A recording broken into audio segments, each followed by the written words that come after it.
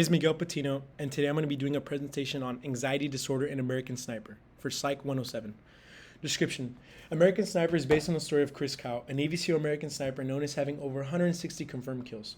Chris Cow was from Odessa, Texas, and was a professional bull rider until deciding to enlist in the Navy after witnessing a terror attack. This terror attack sparks a sense of patriotism and national pride in Chris, which leads him to enlist in the military.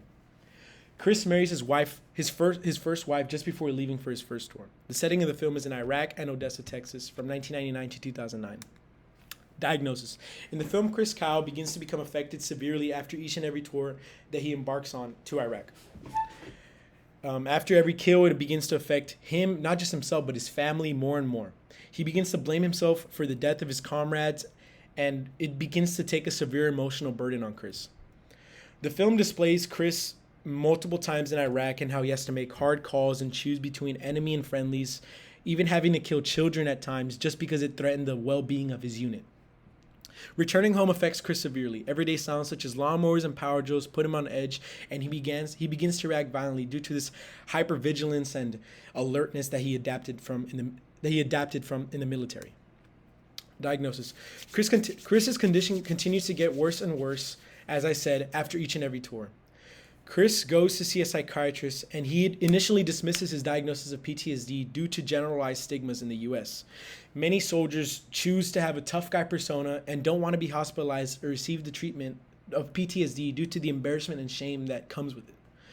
PTSD stigmas in the United States also go both ways. Many citizens believe that military personnel and veterans that come back from overseas are mentally unstable and that they're crazy and that they can't be trusted, which is certainly not true.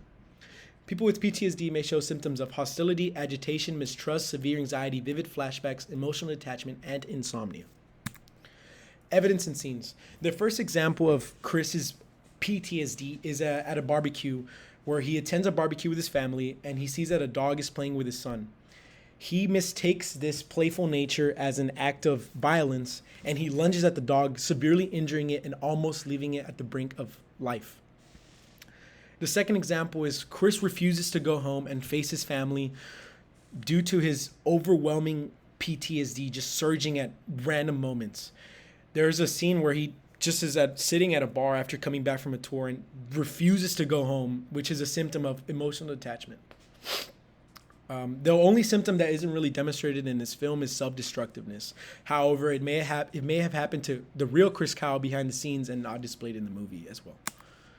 Treatment. The film demonstrates Chris Cow finally admitting to his disorder and receiving treatment in the form of cognitive behavioral therapy. I recommended cognitive behavioral therapy because it is what the psychiatrist in the movie recommends for Chris. Chris doesn't want to admit to his PTSD at first due to embarrassment and shame, but after the barbecue incident with his family pushes him and says, "You know what, there's something wrong. You have to go see a psychiatrist." Chris's cognitive behavioral therapy entails assisting other veterans, shooting practice, partaking in discussions as a form of healing himself, letting those emotions out, and also taking emotions in from other veterans who experience what he experienced. Perspective. This film demonstrates what soldiers go through, how a soldier may leave the war, but a war will never leave the soldier. Many veterans have come out with public approval after watching the film and agree that the PTSD symptoms shown is very accurate, and it's what many soldiers go through. This movie for me helped to break down many barriers, and it helps with a better understanding of what soldiers endure after coming home.